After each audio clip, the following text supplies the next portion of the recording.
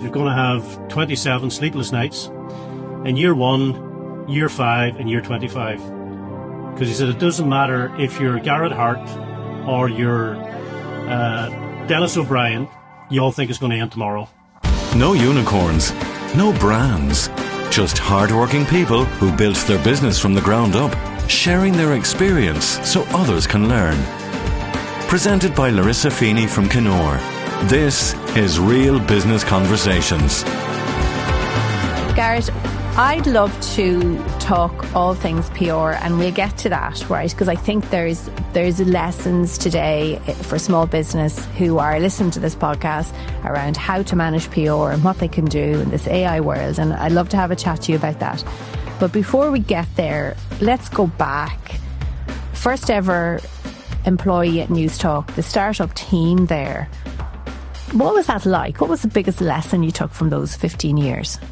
Well, look, I suppose when I look back, I count myself as being very lucky. At the time, I suppose, don't appreciate what you're doing. Like a number of years before that, I was involved in the startup of TV3, which really was a great learning environment because it was the first independent television station. So, you know, I sound old now, but RTE and BBC were the only stations, but TV3 came along, and I joined that when I was 24.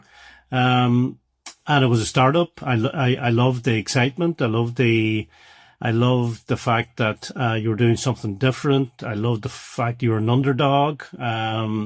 So when the opportunity with Newstalk came, as you said, I was the first employee. I joined before it had a name, before it had studios, before it had a schedule.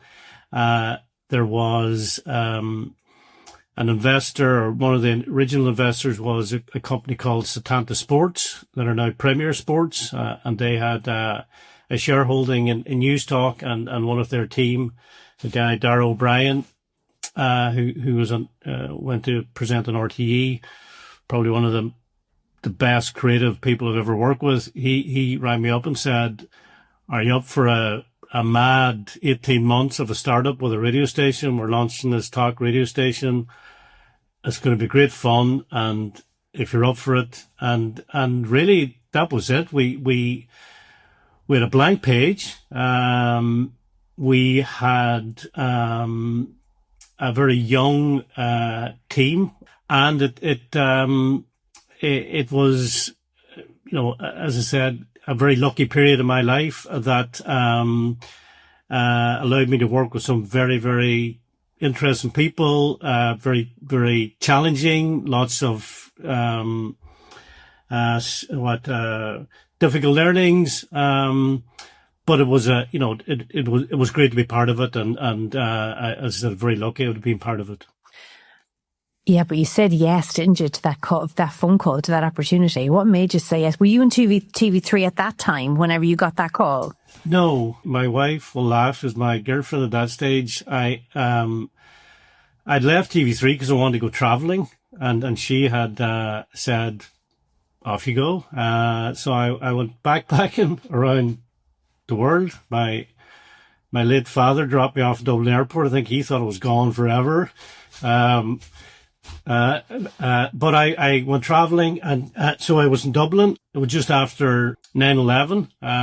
So I remember that. It was maybe a few weeks after that, and I got a call from Darragh, and he said, "Look, come into Windmill Lane. We're having a meeting." It was, he was someone I loved working with. He loved taking risks. I just loved being the underdog. I loved the challenge. And we set about, hiring staff, and our only one, guiding principle was everything we did had to be different to RTE. Like, they were our number one competitor. They were our target, and everything, the people we hired, the staff, the researchers, the reporters, the on-air schedule, which I'm sure we can chat about. They had to be different to RTE. How we treated stories had to be different to RTE. And not because we viewed RTE as negative. They were doing something that was really good, really strong, had a big audience, had millions of listeners or hundreds of thousands of listeners. And we were starting off with 0 listeners. So for us to grow, we had to offer something that was different. And that was the guiding principle all the way through. And that carried on over the years in terms of how we approach things. Like the bravery now, whenever you think of it, over 25 years ago, more, the bravery of going up against the establishment. It was, such a risk, such a brave move. Whose idea was it originally? I'd say Dennis O'Brien. He was a huge influence in my career. I didn't know him, didn't have any dealings with him before I joined. But he had such a vision for media. He had been involved in 98 FM before that, setting that up. And he loved media. He loved radio. He was hugely driven, tough to work for, but, tough, demanded results. But he was driven by a vision that we could deliver something for a modern Ireland that RTE couldn't because it was public sector, but also that would allow the media landscape to develop beyond what it currently was.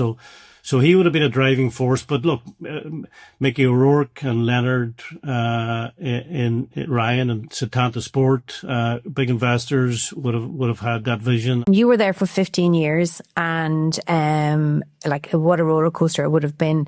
What made you decide to leave? It was 2019, was it, that you left thereabouts?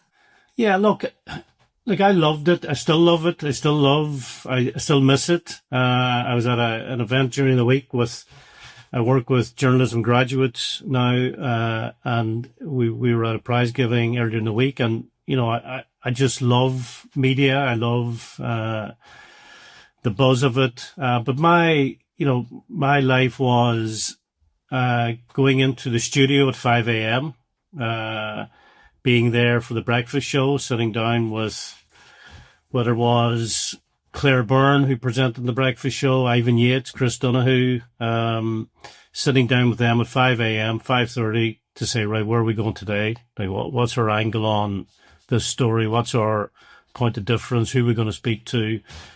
And I loved that because it was you were in the middle of that production. My difficulty was the breakfast show team would finish at 11 o'clock in the morning and go home or go for a walk or go for a swim or go for a pint or whatever. I was still there at 6 p.m, and I couldn't untangle myself from that. And then it becomes 7 days a week because you're doing it and you're doing it again and again. And I probably at the time I just ran out of creative thinking because I'd rescheduled the station a couple of times. People had moved on, different presenters had come in. And I just felt, look, I need a new challenge. And I never wanted to go to RTE, and not against, no slight to RTE, because I have lots of friends who work there, and I think they're doing a really good job in the rebuild of the station. Yeah, it would have been very difficult after spending 15 years staying true to the principle of doing everything different to RTE to then go to RTE it would have been very hard. Yeah, and for me it was I suppose taking those learnings of startup and again having a buzz for a startup, whether it was TV3, whether it was Newstalk, and thinking, and people had said to me, you should do something yourself, or so I just jumped. I actually made the decision pretty quickly, and it probably was. I probably made my mind up maybe 6 months prior to that, but I just didn't have the didn't have the, let's say, the gumption or the strength to pull the handbrake. But I remember ringing Dennis and saying, I'm done. I need to go. I don't know. I can't do anymore. I can't think anymore. And to be fair, he said, look, you're not going anywhere. Where are you going? So I stayed on for 6 months, which, was fine, but it was more to build a succession plan and work. Patricia Monaghan, who was my deputy, who then took over from me, who's now the head of Radio and RTE. She came in and that was brilliant because she was a great person to take on the reins. I just felt that, having been in that editor's chair for 15 years and being on the receiving end of, hundreds and thousands of pitches from companies and PR companies and press releases that I knew what would make the cut on the breakfast show, or I knew what would make the cut on an editor's desk, and that had to have a point of difference that would allow me to create a communications company and a communications agency that really was giving me the opportunity to take what I knew worked in media and bringing it to the other side to help companies tell their story in media and help them develop their own brands. Still very brave though, Garrett. Before we move on to what it is that you're doing now, that's, the first brave step was, well, obviously you were TV3 before that, but I mean, going to Newstalk in your 20s was brave because you didn't know what was going to happen. And obviously you were young, and as I said, you probably very little to lose. Fast forward 15 years and it's a different story. You're going from a very senior position within a successful company that you've built up, a regular paycheck, mm-hmm. and a family as well to support. So it was a difficult decision. It was a very brave decision. I think anybody who sets up their own business, Larissa, and look, you are an example, and there are lots of people listening who set up their own business. But look, I remember chatting to you years ago where, you set it up from you're the classic. I set it up in my own bedroom with a laptop, because that's where you go, right? When you set up your own business, you don't have an office day one, or you don't have staff, or you don't have a website. And, but I needed to get out. I got out. But then then it becomes difficult, as you said, because people say, well, obviously you're going to work for Dennis on some other project, or you're going to work for, I was like, no. They're like, what are you going to do? You have two young kids. And yeah, I was like, oh yeah, forgot about that. But I was lucky in that I had a couple of really, good, friends or good people who ended up becoming friends and mentors. One of them, who was in the early days a big help, Pádraig Ó Céide, who set up Air Aaron.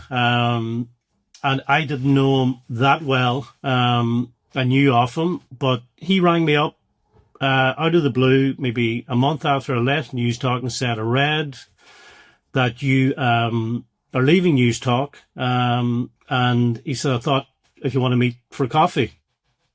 I thought, great, he's going to offer me a big contract. Yeah. This is it. And I met him, and he said, look, I'm happy to be, a mentor if you want. He said, I have I just liked what you did. I like, what you're trying to do. And he was a great go-to person, and he had 3 pieces of advice. Because when I left Newstalk, I had all big ideas that I was going to maybe do podcasting, or was going to, create other media. And Pádraig had 3 pieces of advice, which I use and paraphrase with other people now. So a piece of advice were, the idea you have today, Garrett, for your business, it'll be different in 12 months' time. So don't fall in love with it. and don't be precious about it. And if somebody says that's not working, and that phrase, you got to pivot or you got to change. So that's great advice. That was number one. And I'm thinking, I'm thinking, sure, no, the podcast idea is definitely going to work, Park. So his second was, you need to have the cojones to ring up your bank manager and say, look, things just aren't, going as in the straight line. And I may need to take a mortgage holiday. Yeah. So a lot of people can't do that, right? And then he said, and the third piece of advice is you're going to have 27 sleepless nights in year 1, year 5, and year 25. Because he said, it doesn't matter if you're Garrett Harte or you're Dennis O'Brien, you all think it's going to end tomorrow. Yeah. Oh, absolutely. Oh my God, I can relate to that. Yes.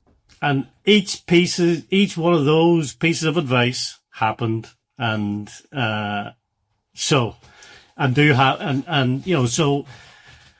when you meet like-minded people and you think, I'm having a really difficult run of it here in terms of cash flow and for business owners, cash is king and all, but cash flow can sink you, chasing cash. But when you have other go-to like-minded people who are setting up their own business and they say, yeah, that happened to me, or yeah, that happened to me, but here's how you work it out. What a gift that was, to get those 3 pieces of advice at the very beginning of the journey. Yeah, he was great. And then there was another guy again who was a great friend when I left. Frank, he rang me up and said, I work for the EBRD. I was like, right, EBRD. He said, the European Bank for Reconciliation and Development. He said, I'm based in Cork. He said, we go into different parts of the world and we offer expertise in different sectors. And he was a business consultant. And he said, we are involved in launching a talk radio station in Tunisia. Would you be up for going to Tunis for a year, in and out? It'll be great crack. And I was like, Frank, I'm your man. I'm going. Let's go. But he was great again. Another mentor. So I suppose for me, and I would say to other people setting up their own business, find 2 or 3 mentors, and you're not paying them, because if you pay them, that's different. That's a commercial relationship. They've got to be people who are willing to help you for only one reason, and that is so that they can see you succeed. And I've sought them out, and likewise, I sort of do that now with people that I work with, where I just love helping out and giving back as much as I can. I just think that's just such great advice. But I mean, my God, how amazing to see those 3 lessons that you were taught at that time. Like, it takes people years to figure that out, because essentially what he was saying to you was, leave your ego at the door. Leave your ego at the door whenever you run a business, because it's not about you. I don't think it's about you. You think you've got a great idea, try it out. If it doesn't work, don't cling to it, move on. So you run a consultancy around PR, communications, storytelling for small business. How does that work? Like, say, for example, we're all familiar with marketing and what marketing does and what marketing is, right? But what you do is a little bit different to marketing. So how does PR and what you do benefit a business or a business owner? Yeah, so Harte Media is a full service strategic communications consultancy, Larissa. So what we do is media relations. So we would connect clients with journalists and media influencers to help them amplify their message. Reputation management, which is probably more the beyond the marketing, which is helping people carve their reputation, but also protect it. And that's probably the learning from the media side of when you're in the cut and thrust of a media battle, or you're under pressure from the media because of something happening in your organization, how you manage that reputation. And then I suppose the media training and, media engagement. So preparing CEOs and business leaders to communicate with confidence and getting those messages across. So what would we say we do? We help people, understand media from the inside. And, there's lots of companies and most organizations have a story worth telling, but very few have the skills, the strategy, the confidence and the connections to tell it in a way that cuts through. So we would help you do that. And for me, because it's invariably coming from a startup environment, there has to be a business development aspect to it. So you're not doing it because it's a nice to do. You have to get business out of it. So you've got to get client leads. You've got to grow your customer base. So it's very much helping you craft that compelling story that builds your business. And what can small business owners do, or, any business owner do, not necessarily a small business owner? I'm thinking, like, we hear a lot of noise today about AI and, what's real and what's not real. And you talked about reputation there. And whenever I was, doing a little bit of research for today, I read an article where you said that reputation can no longer be treated as PR, that it has to be a core business capability. So what does that mean? Say for me as a business owner, what should I be doing to, you're talking about reputation isn't something to be managed, it's to be built, it's to be curated. And the only person that can do that, if you're, not necessarily on your own in business, but if you're the lead person or the face of your business, then you probably have a responsibility to maybe build your reputation before there's a problem, before there's a reputation to protect. How do you do that? How do you stand out in a world that is just getting more and more AI generated? Yeah, and look, the advancement of AI has opened up a lot of discussion. As you said, we're all dealing with it. We're all grappling. We're all wondering. For my world and communications world, it's actually opened up a new horizon in terms of business opportunity. And why that is because the old world of, the search engine optimization, that SEO, Google ads that businesses would be familiar with, where, keywords that, you pay to appear on the first, the landing page of Google and being visible and findable by paying for those ads. That game's over. Yeah, right? AI has fundamentally changed that, and there's lots of research out there, but it's predicted that traditional search model, that SEO model, by the end of next year, by the end of 2027, it could have lost its market share by over 50%. So that game is over for companies, so small companies using it, but it's also over for the Googles, who we all know now are inheriting AI and using AI as part of their function. So it's moved into what's now called GEO, which is generative engine optimization. So what does that mean? It means now that you cannot buy your way to the top anymore. So we've all, including myself, spent money on Google ads to generate that searchability. The AI generated models now, there is no pay per click model. So the AI doesn't look to your ads.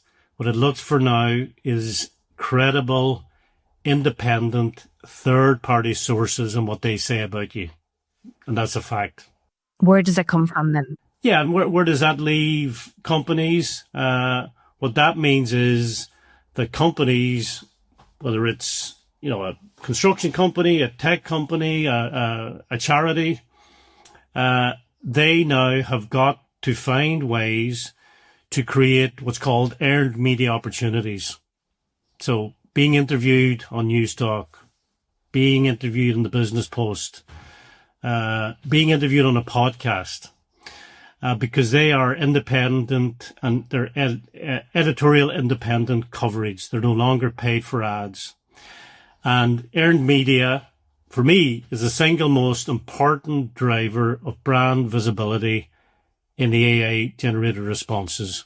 So for a company, you need to develop your AI optimized, earned media strategy. And that's going to help you grow business. And that's just going to grow and grow and grow over the next probably year. But the PR now becomes that discovery requirement. It's no longer a nice to have that you're pictured and interviewed in the Business Post, that actually you need to have this to get found. And I suppose the challenge for a small business owner is how to get on Newstalk or in the Business Post or in the Irish Times. And that's where PR expertise can help, right? Yeah. Now, there's something else as well that I want to ask you about in terms of helping a founder to be seen. So you said earlier on that you knew what would make the cut whenever you were in Newstalk. So you know what to look for in a press release. How can a founder help themselves before it even gets to that stage? So before it lands on, the Garrett Harte of the world, before it lands on that desk. Yeah. There's a press release about a new startup company or an SME that's growing or doing something new. How can a founder stand out before that press release falls on the desk so that the editor-in-chief, sees it and says, I know that name? Or, what can they do for themselves, Garrett, before they have to bring you in? Yeah, look, the first thing that I would say to anyone who needs to grow their business through marketing / PR / AI search is, when you're putting together your story and what you do and what you sell or what service you provide, what's the one headline that you would like to see on the front page of Donegal Daily, the front page of Donegal Democrat, the front page of the Business Post? What would that headline be? So focus in on that first. And the second piece is, what problem are you solving for me as a prospective client? So, if I switch it back, you're an accountancy and financial advisory firm, but there's lots of them, right? So you've done, lots of thinking on this, Larissa, over time to find your exact unique selling point, and that is really key to any business, honing in on what is that USP that you can deliver versus the company down the road that's doing equally the same service. And that's really hard because, as you say, for us, we're an accountancy firm, right? So you're right. I mean, many conversations with you and internally around, what is it that we do differently that makes us stand out from the crowd? It's a really difficult one for a business to answer. I do think that apart from, if there is something that's really unique, that's fantastic, and you're right. There's a role of the personal brand in this though as well. If you have a company and the company founder, CEO, MD has got a really strong brand themselves, that helps in this area of making sure that the company is visible. Do you see that a lot, or am I wrong there? But everyone's profile has started from zero. Yeah. Right. So no one's profile has appeared overnight. So that's what I always say to a business owner. Never underestimate the story you have to tell. And just because you're based in Donegal or you're based in Galway or you're based, or you only have 10 employees, never underestimate the story you have to tell, because every other successful company or business owner has probably been in that space, has started out with a small offering, has started out with no profile, has started out with 10 employees, has started out with what actually is our unique selling point. So that's, again, learnings over time where the Microsofts of this world, or the Ryanairs of this world, or Michael O'Leary didn't appear overnight. He created ways to gain publicity and profile, but you have to start somewhere. And again, I would be a big advocate of people being proud of the story they have to tell, but never underestimating it. And for me, it's really, what we do is sitting down with a business owner, understanding what they're about, and then asking the question, well, if we're here in 12 months' time, what does success look like? And once you define that, you can work to deliver it. Yeah, I think that what you said there is really true. People underestimate the value of the story that they have to tell, their own story. And owning that story, whatever it is key, because if you can feel comfortable talking about your story, your challenges, your journey, then it's very easy to talk about the business behind you as well in time. And in the early days of a business, that can be done for free, Garrett. You don't need to have a big marketing team or any marketing team behind you to do that, because you've got social media there. And now you can start marketing your business very, very easily for free. If you don't count the cost of time, you can do a lot yourself to build a profile, that will support your business, which we were never able to do before. Yeah. And that adds to the brand of the business, adds to any PR that the business may get in time. Yeah. And what I'd also say, and there are simple lessons for business owners. Like, there are platforms like LinkedIn, for example, as a B2B platform. I'm a huge fan of it. I think it's avoided the toxicity of Twitter and X and that disinformation cesspit, and it's really, it's B2B, business to business. But every second day I read posts from people who should know better or who have more brains than me, and I'm thinking, what did you actually say in that post? You've actually wasted an opportunity to say something impactful, and that's really down to not thinking about what you want to say, and ultimately not thinking about the audience you want to impact. So you've just thrown something down, when in fact you've missed an opportunity to either engage with a new client or promote your product. I think people look on online networking, which LinkedIn is, differently to in-person networking, and they shouldn't, right? Because they view LinkedIn as for business. And just like networking in person is for business, it is for business, right? But you don't go into an in-person networking event, hand somebody your card, say, I'm the most amazing accountant in Ireland, and walk out again. You don't do that. You go in, you say hello, you introduce yourself, where have you come from today? Have you come straight from work? What's going on in your life? And you build a relationship over time, and then you sell. Or you sell because you built a relationship over time. And people think they can go onto LinkedIn and just sell. And it just doesn't work like that. And what I find fascinating is just what you said. And, these guys come into your DMs and they come up on your feed and it's just sell.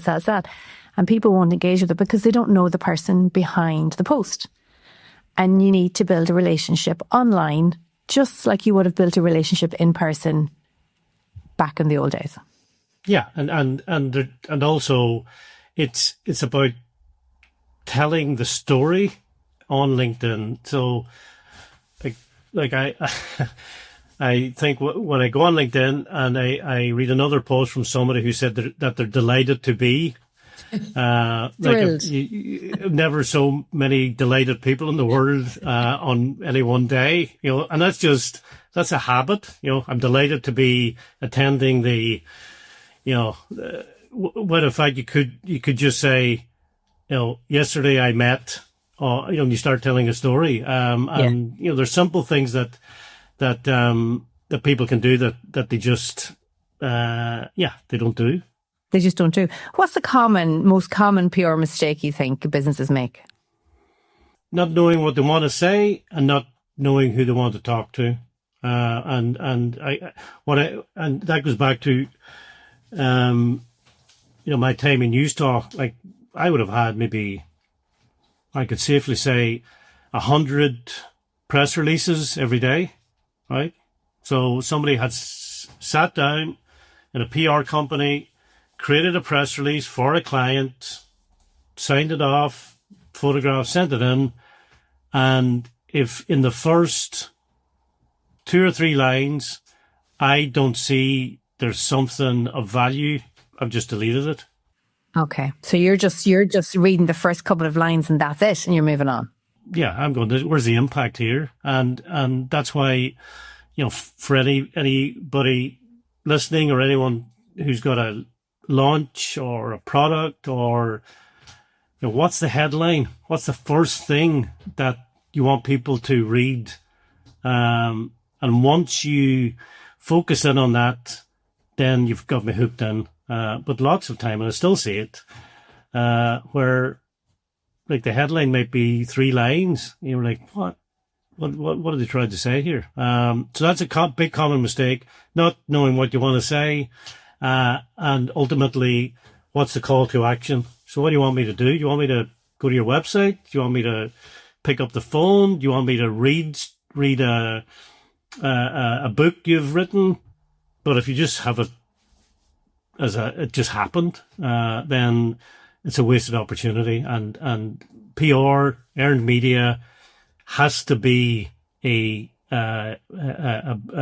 client generating exercise. You're doing it because you want to grow your business. And for a small business owner, like I always thought, and I still think, that the whole, a press release is a document that has to go from professionals to professionals. So, PR consultants to media outlets. Can a business owner do their own press release, Garrett, and send it in? I'm going to say no, not to be emphatic, but to catch on. And the reason is, journalists don't do PR by and large. And there are some media outlets that just view PR and promotion of businesses in a different way. So if you as a business owner are going with a press release to a media outlet and you're saying, can you put this on page 3 or can you put this on your website? And that's you're looking for a free ad. So you're not going to get it. But the value of a PR company or, a Harte Media or any other PR company is the relationships that we would have with the editor or the producer or the researcher or the journalist. That's the value. So that's what you pay for. Secondly, it's to say, look, you can't send that in because you're looking for, a free ad, and they'll just say that's a free ad. So they'll patch you through to the sales department to buy ads, and that's a different commercial relationship. So a PR agency, a communications agency will say, look, we've got to find the news value in this. It has to stand on its own 2 feet, that there's job announcements, there is a new piece of technology. Those are skill sets that we have, the business owners don't have. No, the business owners don't have those skills, and they also don't have the relationships, which is key, because I think what you bring is you have the relationship with the media outlets, but they trust you to only bring quality to them. So you've already qualified the material before it gets through. So you act almost as a filter to save them having to filter. So you're actually making their job easier. That's the way I would see it too. How do you measure this is my last question, I think. How do you measure the real success of PR? This is a typical accountant brain. You say you think in number, or you think in pictures. I think in numbers, right? So, how do you measure it? How do you know when it's worked? Yeah, look, there's two aspects to this. The first is that you need to develop brand awareness on what I would call a drumbeat basis. So you, as a business owner, or any business owner, not you, but a business owner, the things that you want to do is you want to grow your client base, but you may also want to get investors in, or potentially you may want a suitor to come in and say, "Oh, would you fancy taking being acquired as part of an M&A?" And so for businesses, you need to find ways to tell your story in that sort of independent third-party media, because reputation isn't, in your business or anyone's business, isn't about what you say about yourself. It's what other people say about you. So that's when you've got a Business Post article, and you've got a story in January, you've one in March, you've one in June, all of a sudden people are saying, "Oh, who are they? What are they doing? They're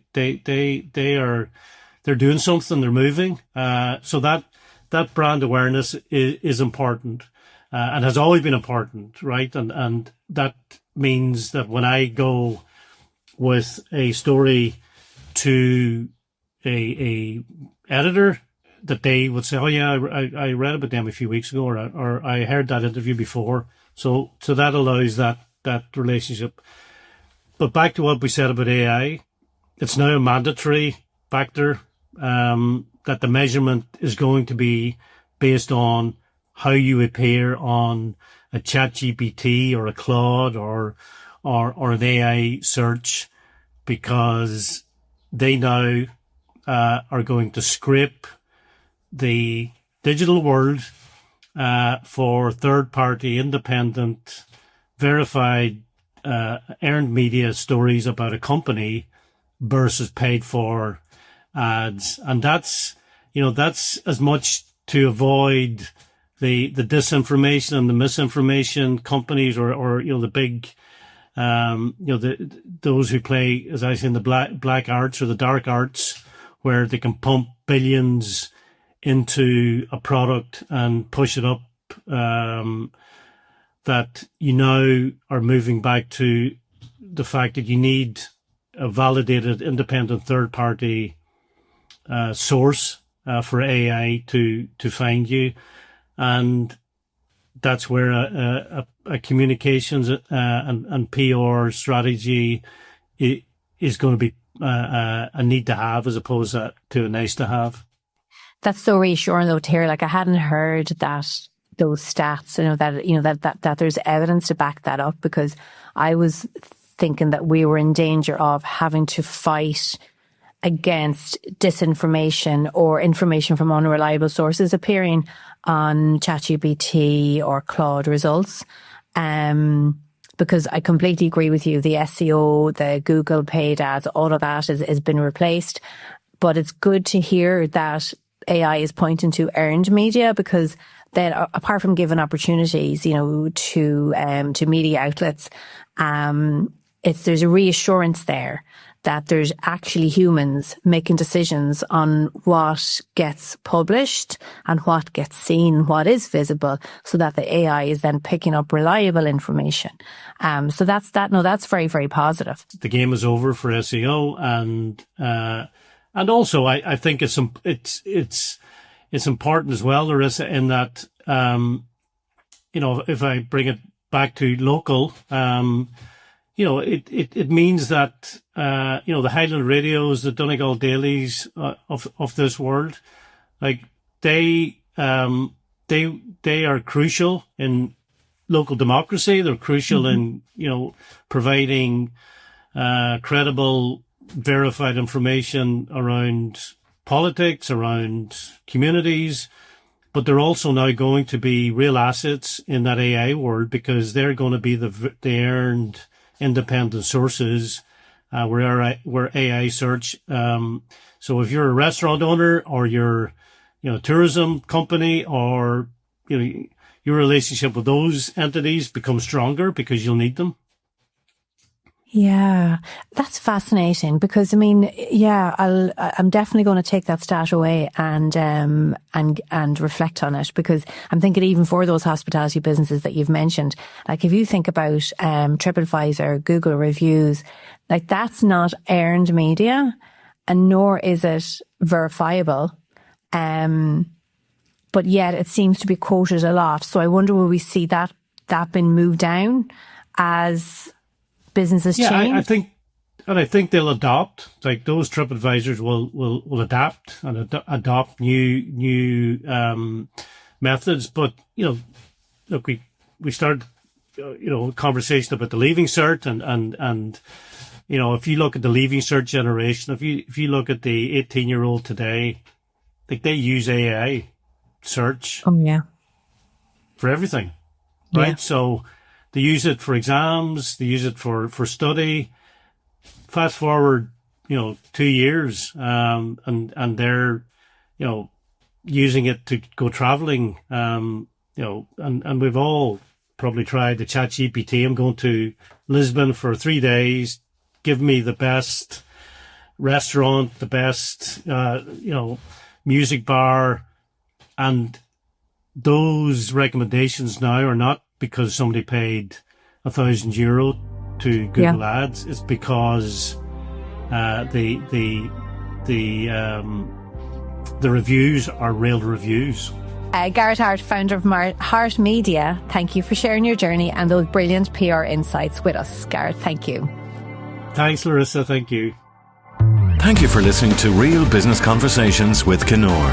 For more information on this episode, see the description area of this podcast or visit our website, kenor.com. Remember to press follow on your podcast player now so you'll get a brand new episode every single month. This podcast is produced by DustPod.io for Kenor Finance and Business Services.